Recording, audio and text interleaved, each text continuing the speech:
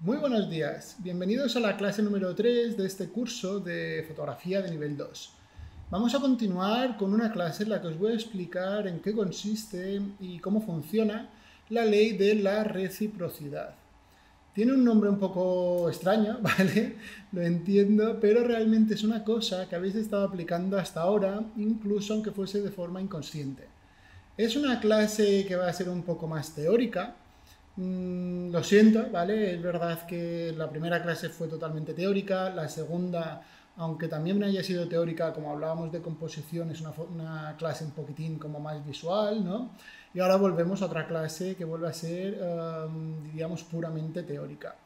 Ya sabéis que intentaré darle un enfoque un poco más práctico para que veáis en qué consiste esta ley de la reciprocidad y aunque vayamos a hacer unos cálculos matemáticos, vayamos a ponerlo en práctica de una forma así más bien teórica, me gustaría también comentaros pues, en qué tipo de fotografías o en qué situaciones os va a ser muy útil.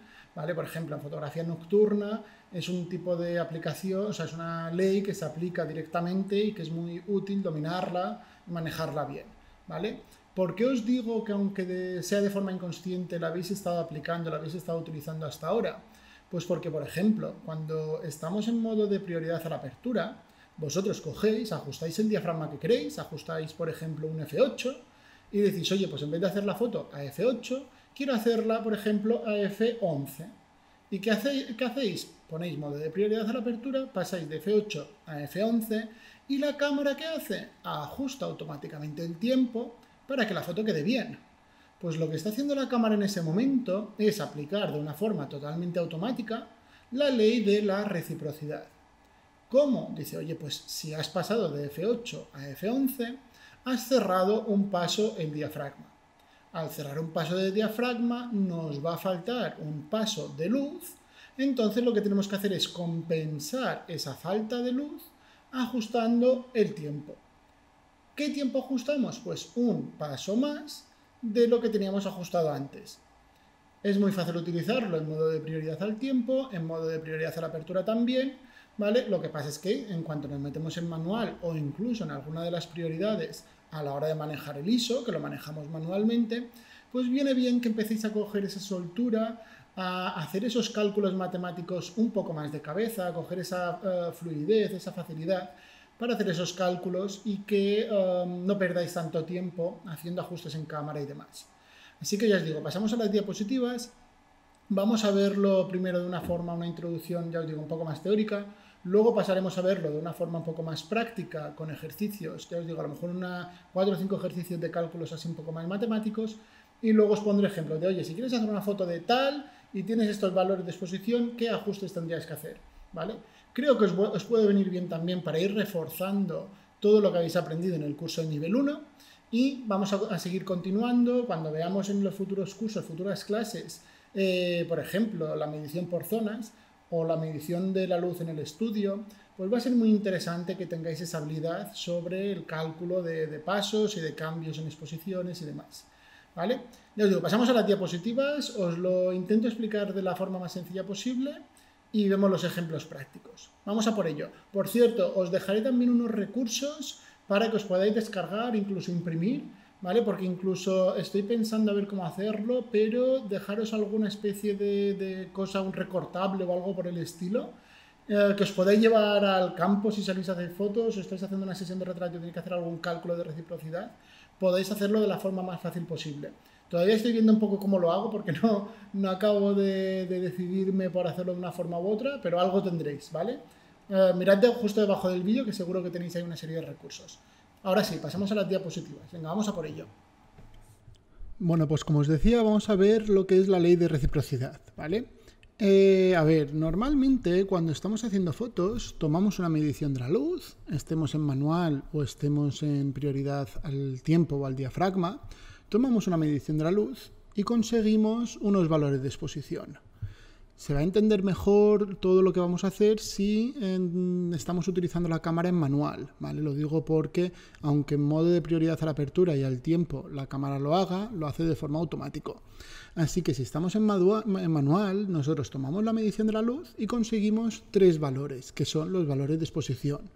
Apunto, tengo la luz que quiero y tengo un tiempo de exposición. tengo una apertura de diafragma y tengo un ISO. Si justamente no es el valor que queréis, por ejemplo, tenéis un diafragma de f5,6 y sin embargo queréis disparar a f8, ¿qué hacéis? Modificáis uno de esos valores. ¿Qué solemos modificar? Pues el diafragma. Pasaríamos de f5,6 a f8, que es el cambio que queríamos hacer. ¿Qué va a ocurrir? Que estaremos cerrando el diafragma y la foto, si la hiciésemos tal cual, nos quedaría oscura. ¿Qué tendremos que hacer? Con los otros valores, con el tiempo o con el ISO, compensarlo. En el caso de que lo compensáramos con el tiempo, deberíamos aumentar el tiempo para compensar ese cambio en el diafragma. Igualmente, si en lugar de compensarlo con el tiempo lo hiciésemos con el ISO, tendríamos que subir el ISO para compensar ese cierre del diafragma. Entonces, imaginamos que queréis hacer esta foto y nos dice que hemos tomado una medición correcta y nos da 1.500 f4 ISO 100. Os digo, oye, para hacer esta foto, ¿qué diafragma nos interesa utilizar? ¿Vale? El tiempo, como no hay nada que se mueva, en principio da igual, y el ISO, como ya está al mínimo, en principio también dará igual. Así que lo que nos interesará cambiar a partir de esta medición inicial es el diafragma. ¿Qué diafragma nos interesa? Pensadlo un momento, ¿vale? Y os digo que queremos un diafragma de f8. Si habéis dicho f16 porque queríais mucha profundidad de campo, queríais que os quedara enfocado desde el principio hasta el final, cuidado porque esta es una foto de diafragma no importa. ¿Qué ocurre? Que los arbolitos estos que hay en la parte de abajo de la foto están tan lejos que enfoque donde enfoque en esta foto, todo quedará enfocado. Por eso digo que es una foto de diafragma no importa y como veíamos en el nivel 1, es una foto en la que ajustaremos un diafragma intermedio. Ajustaremos f8. Entonces lo que queremos hacer es pasar de f4 a f8. Aquí lo que os recomiendo es que os descarguéis esos recursos que os he dejado debajo del vídeo en los que tenéis los diafragmas, los tiempos y los ISOs estándares, ¿vale? Así os será más fácil hacer los cálculos que vamos a ir haciendo a partir de ahora. Entonces aquí pasamos de f4 a f8. Entonces si miráis esas hojas de diafragmas estándares, veréis que para pasar de f4 a f8 hay que pasar de f4 a 5,6 y de 5,6 a 8. Es decir, estaremos cerrando 2 pasos el diafragma. ¿Qué quiere decir que cerremos 2 pasos el diafragma? Que nos quedamos con la mitad de luz. Es decir, nos estamos quedando con 1/4 de la luz que teníamos al principio. ¿Qué va a pasar? Que vamos a tener que compensarlo. Estamos cerrando 2 pasos el diafragma, con lo cual tendremos que compensarlo. Nos están faltando 2 pasos de luz. ¿Cómo podemos compensar esa falta de luz? O bien con el tiempo, o bien con el ISO, o bien un poco de cada. Puedo optar por decir, oye, pues paso de 1 partido por 500 segundos, abro o le doy un paso más de tiempo, que sería 250, y le doy otro paso más de tiempo, que sería 1,125. Si no me seguís, mirad, dadle un momento al pause y mirad esa hoja en la que os dejo los tiempos estándares, ¿vale? Veréis que si le estáis dando más tiempo a partir de 1,500 y le dais más tiempo, un paso más de tiempo sería 250, 2 pasos más serían 1,125. Entonces ya podríamos ajustar F8 y mantener el ISO a 100. Otra opción sería compensarlo con el ISO. Pasaríamos de ISO 100 a 200 y de 200 a 400. Habríamos aumentado 2 pasos el ISO y por lo tanto tendríamos la luz correcta. Partimos cada vez de esta medición de 1.500 f4 ISO 100, ¿vale? Lo digo para que luego nos liéis. Entonces, la exposición correcta en el segundo caso sería 1.500 f8, que es el diafragma que hemos cerrado, y el ISO a 400 para compensar esos 2 pasos de luz que me faltaban.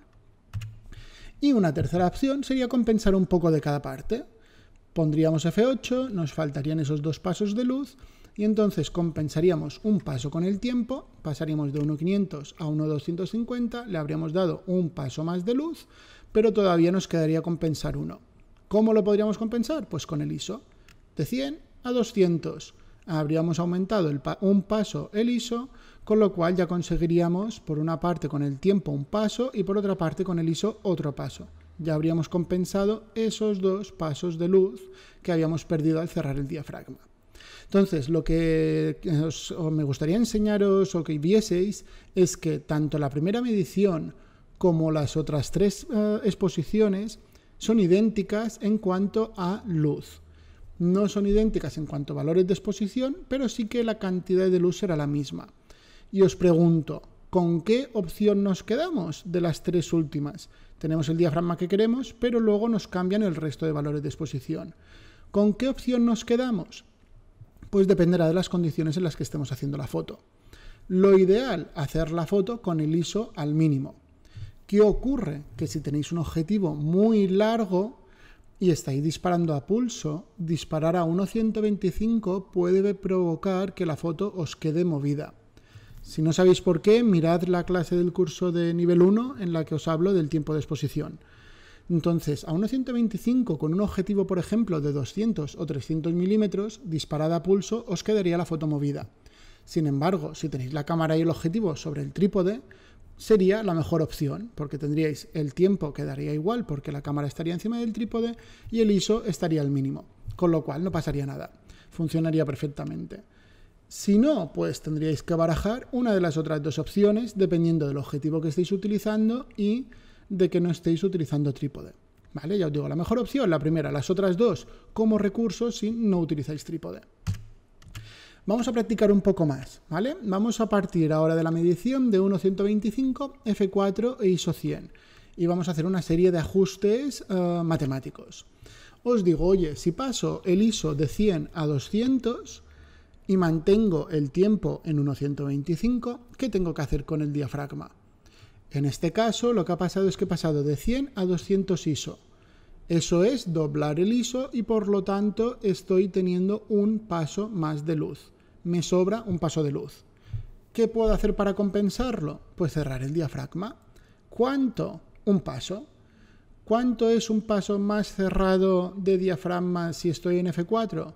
Mirad la tabla de diafragmas estándares, veréis que si cierro un paso el diafragma, paso de F4 a F5,6. Entonces la medición correcta en este caso sería 1.125, F5,6, ISO 200.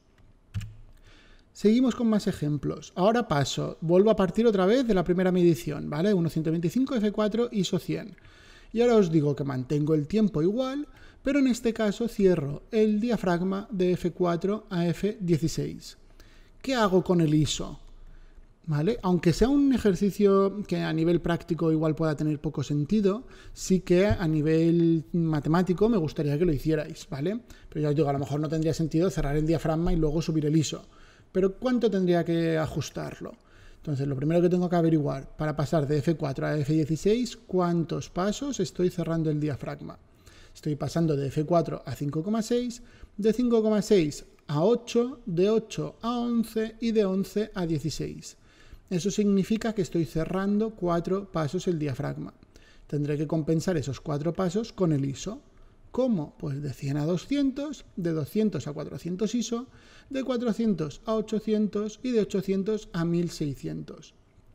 Entonces la medición correcta sería 1.125, F16, ISO 1600. Volvemos a hacer este ejemplo y pasamos de ISO 100 a ISO 400. Mantenemos el diafragma en F4. ¿Qué está ocurriendo ahora? Que tengo 2 pasos más de luz porque he subido 2 pasos el ISO, de 100 a 200 y de 200 a 400. Entonces me sobran 2 pasos de luz. ¿Qué hago con el tiempo de exposición? Pues tendré que reducirlo. Tendré que ajustar un tiempo de exposición más corto para que la foto me quede bien. ¿Cuánto más corto? Los 2 pasos. ¿Cuánto es eso en números? Pues de 1.125 pasaría a 250 y de 1.250 pasaría a 1.500. Habría compensado los 2 pasos que he subido del ISO, los habría compensado con el tiempo. Entonces la exposición correcta sería 1.500, F4, ISO 400. ¿Vale? Cuidado aquí, si os habéis ido a 1.60 o 1.30, ¿vale? Cuidado porque eso es más tiempo de exposición, que a veces, como son fracciones, nos liamos. Entonces ahora lo que hago es pasar de F4 a F16, exactamente igual que antes, pero manteniendo el ISO a 100. Entonces hemos dicho que para pasar de F4 a F16 estábamos cerrando 4 pasos el diafragma, con lo cual me faltarán 4 pasos de luz. Tengo que compensarlos con tiempo de exposición. ¿Cuánto es eso? Pues de 1,125 pasaría a 1,60, de 1,60 a 1,30, de 1,30 a 1,15 y de 1,15 a 1 octavo. Entonces la exposición correcta sería 1 octavo, F16, ISO 100. Aquí pues veis que matemáticamente tiene sentido y además podríamos hacer una foto de un paisaje con la cámara encima del trípode. No nos quedaría movida gracias al trípode y tendríamos mucha profundidad de campo al tener F16.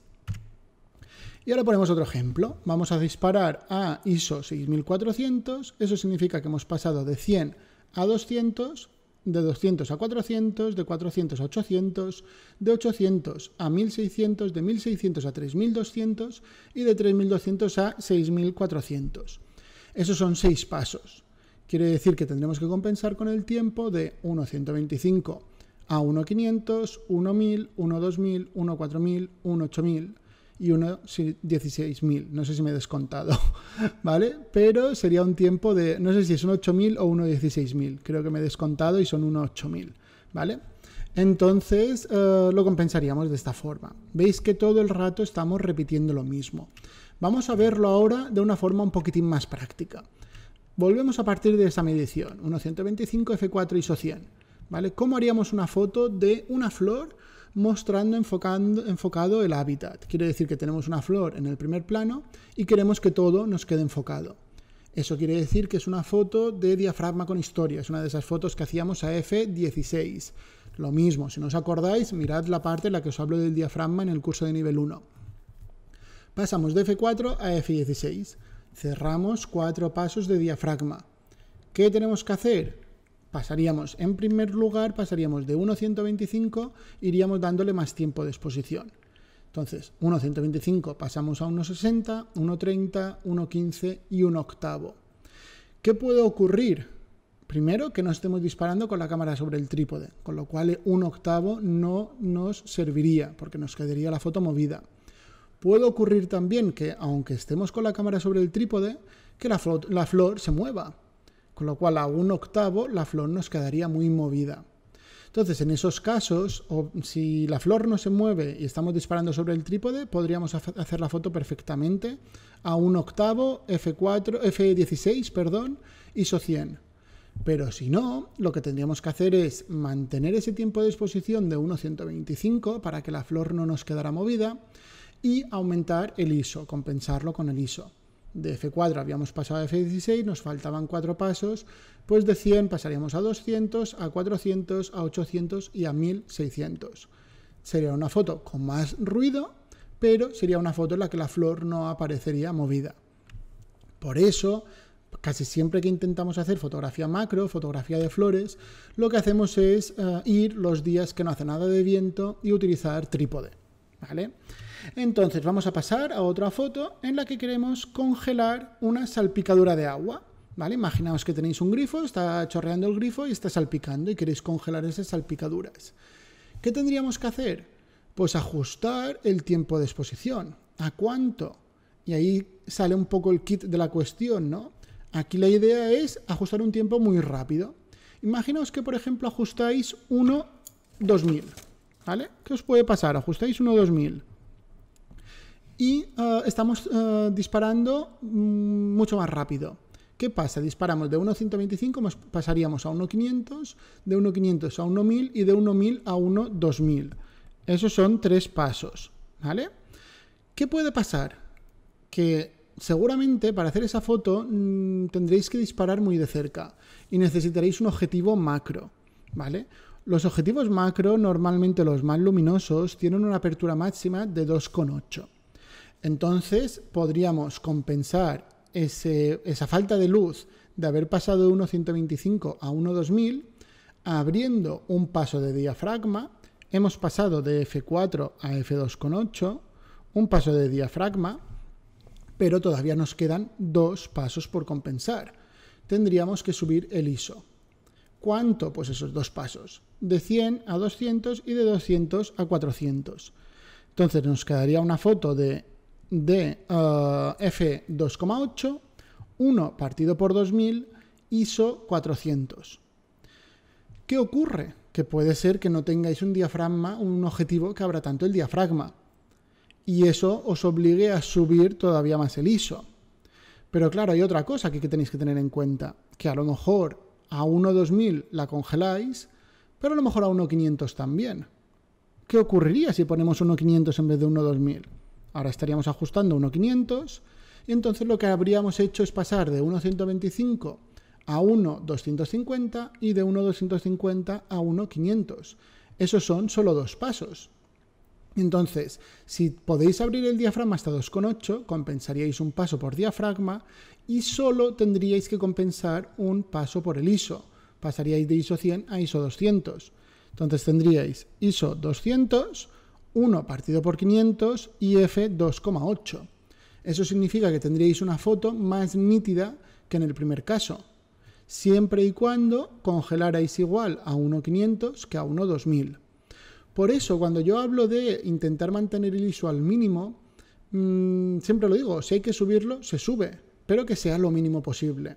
En el caso de congelar una salpicadura de agua, si ponéis 1 partido por 500 y ya congeláis, no hará falta que subáis tanto el ISO como si tenéis que ajustar 1.2000. Entonces son cosas que vas aprendiendo con la experiencia a base de hacer muchas fotos y te vas dando cuenta de dónde es suficiente ajustar el tiempo de exposición para congelar. Si os digo, oye, pues ahora lo que quiero es conseguir el máximo efecto seda posible sobre el mar, ¿vale?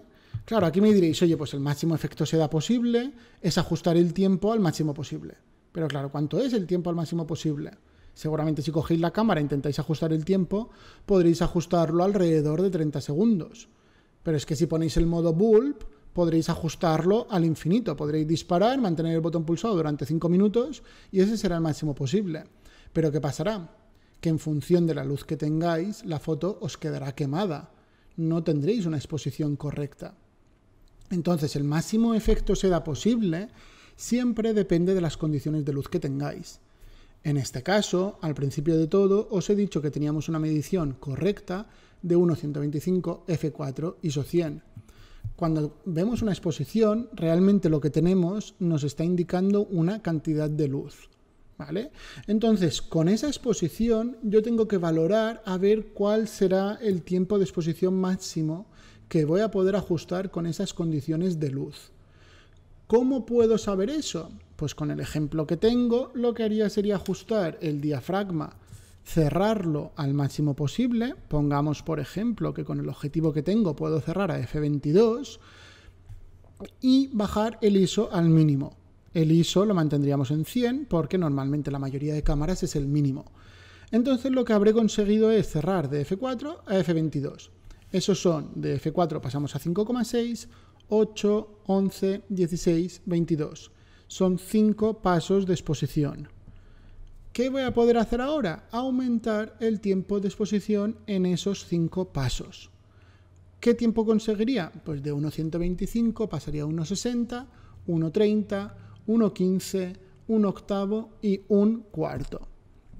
Entonces, la exposición correcta para conseguir en estas condiciones de luz el máximo tiempo de exposición posible sería f22, ISO 100 y me daría como máximo un tiempo de 1 partido por 4.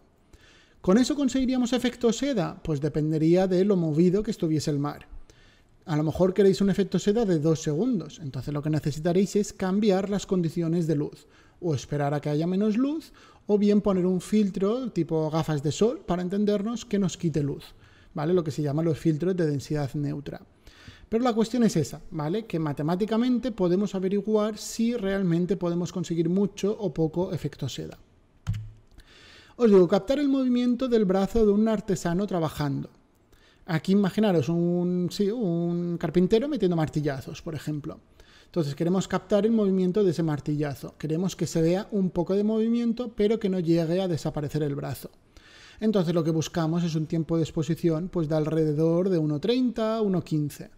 ¿Qué haríamos? Pues pasar de 1.125 a 1.60, 1.30, 1.15. Serían 3 pasos de exposición, que tendríamos que compensarlos con el diafragma.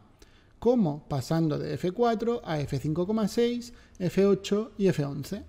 Entonces dispararíamos a 1.15, F11, ISO 100. ¿Veis cómo es así de sencillo? ¿Vale? Una vez que le pillas un poco el tranquillo, le pilléis un poco el ritmo, realmente los cálculos es muy fácil, y aún más si tenéis esas hojas de tiempos estándares y de diafragmas y de ISOs estándares delante. Entonces ahora la última es congelar el saltador de trampolín en el aire. Aquí daos cuenta que vuelve a ser el mismo caso, aunque sean fotos muy diferentes. A nivel de técnica fotográfica es exactamente el mismo caso que el de la salpicadura de agua. ¿Por qué? Porque queremos congelar un movimiento rápido. Entonces tendríamos que averiguar igualmente si necesitamos 1.500 o 1.1000 o 1.2000 para congelar a ese saltador de trampolín. Y luego hacer la reciprocidad que se correspondiese. ¿Vale? Lo digo, os pongo este último ejemplo para que veáis que aunque en muchas ocasiones nos encontremos con fotos muy diferentes, al final a nivel técnico es exactamente igual. Entonces, ¿en qué situaciones vamos a utilizar, vamos a aplicar la ley de reciprocidad y todos estos cálculos? Pues, por ejemplo, para hacer ajustes de exposición mucho más rápidos. Imaginaos que estáis, por ejemplo, en prioridad al tiempo de exposición, ajustáis el tiempo de exposición que queréis y de repente el diafragma se pone a parpadear, os dice que falta luz. Entonces, mirando el ISO que tenéis ajustado y la luz que falta, podréis hacer un ajuste de ISO muchísimo más rápido. Es muy útil esta ley de reciprocidad, esta aplicación técnica, en cuanto queremos hacer fotografía nocturna. ¿Por qué? Porque muchas veces cuando hacemos fotos nocturnas nos encontramos con que un tiempo de exposición normal puede ser de 15 minutos, ¿vale? Claro, normalmente lo que hacemos en foto nocturna no es coger y decir, pues hago una exposición, disparo 15 minutos y a ver si la foto queda bien. ¿Por qué? Porque si no queda bien habrás perdido un cuarto de hora para nada. Entonces lo que solemos hacer cuando hacemos foto nocturna es disparar con el diafragma abierto a tope. Por ejemplo, vamos a poner por ejemplo que vuestro objetivo abra F4 y disparamos con el ISO también muy alto, ¿vale? Pondremos por ejemplo que disparamos a ISO 3200 y hacemos una foto. ¿Cómo? Pues ajustando un tiempo al azar. ¿Cuánto puede ser un tiempo al azar? Pues imaginad que ajustáis 30 segundos. Imagina que habéis hecho la foto a F4, 3200 y 30 segundos de exposición. Y veis que cuando hacéis la foto os queda un pelín oscura. Bueno, tendréis que repetir la foto, pero ya no tenéis que repetir una foto de 15 minutos. ¿Qué vamos a hacer ahora? Repetir la foto y ajustar 60 segundos de exposición, es decir, un minuto de exposición. Tenéis F4, ISO 3200, 60 segundos, un minuto. Miráis la foto y veis que os ha quedado bastante bien, ¿vale? Dais la exposición como válida. ¿Qué ocurre? Que a 3200 ISO la foto que consigáis tendrá muchísimo ruido. Entonces, ¿qué hacemos? Lo que hacemos es hacer los cálculos de reciprocidad para suponer que queremos disparar la foto a ISO 100. ¿Qué pasaría? Que pasaríamos de ISO 3200 a ISO 100. ¿Qué diferencia de ISO hay? Pues pasamos 3200 a 1600, 800, 400, 200, 100. Esos son 5 pasos de exposición, que nos estaríamos quedando con menos luz.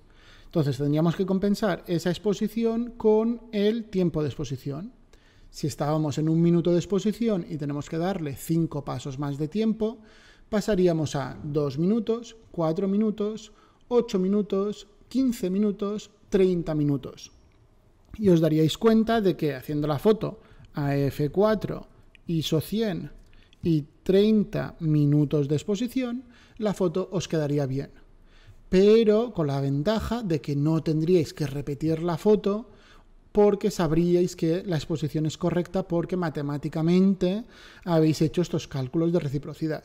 Con lo cual, daos cuenta que os estaríais ahorrando la posibilidad de equivocaros otra vez más, haber perdido un cuarto de hora primero y luego la posibilidad de no saber si a los 30 minutos la foto habrá quedado bien o no. Entonces, luego en el estudio, también cuando nos metemos en el estudio con iluminación de flash, también hacemos mediciones de la luz. Podéis mirar el curso de introducción a la iluminación de estudio que ya tenéis disponible y veréis cómo a la hora de medir la luz nos da un diafragma y tenemos que ajustar la potencia de los flashes en función de ese diafragma. Entonces, viene muy bien a tener una cierta agilidad a la hora de ajustar diafragmas y ajustar estos cálculos de reciprocidad para no perder tanto tiempo en el estudio. Y luego también es muy interesante cuando utilizamos filtros, sobre todo utilizando filtros de densidad neutra. ¿Por qué? Porque son filtros que nos quitan luz. Y estos filtros nos dicen exactamente cuánta luz nos quitan. Y lo que ocurre es que con algunos de estos filtros son tan oscuros que la cámara no es capaz de medir la luz y no es capaz de enfocar. Lo de enfocar es un tema aparte, pero lo de medir la luz sí que vamos a poder solucionarlo gracias a la ley de reciprocidad. Entonces, imaginaos que tenéis una medición correcta, ponéis el filtro delante y la cámara no es capaz de medir la luz. Pero miráis el filtro y os dice, oye, pues este filtro te está quitando 10 pasos de luz. Imaginaos que tenéis un tiempo de exposición de 1.500 como valor correcto sin filtro y que le metéis el filtro de densidad neutra delante, este filtro que quita 10 pasos. ¿Qué haríais? Como la cámara no es capaz de medir la luz, tendríais que hacer el cálculo matemático. Pasaríamos de 1.500 a 1.250, 1.125, 1.60, 1.30, 1.15, 1 octavo, 1 cuarto, 1 medio, 1 segundo y 2 segundos. Ajustaríamos en la cámara 2 segundos el diafragma y el ISO que tuviésemos antes de poner el filtro. Pondríamos el filtro y aunque la cámara nos dijese que esa medición no es correcta porque no es capaz de medir la luz con ese filtro puesto, no habría problema porque sabríamos matemáticamente que disparando esos 2 segundos la foto nos quedaría bien. Entonces la idea de la ley de reciprocidad es esta, ¿vale? Aprender a utilizarla, aprender a conseguir esa agilidad en los números para que luego el resto de fotografías se nos haga cada vez un poco más fácil. Así que bueno, hasta aquí la clase de reciprocidad. Pasaremos a la siguiente clase, que será una clase más práctica. Será una clase en la que cogeremos la cámara y empezaremos a hacer fotos. Así que, bueno, ya sabéis, cualquier duda me dejáis un comentario, me rellenáis el formulario de contacto que tenéis en josebarceló.com/contacto. Y os dejo esas hojas, incluso los ejercicios los tenéis también justo debajo del vídeo en el apartado de recursos. Así que venga, a continuar con más clases. Mucho ánimo.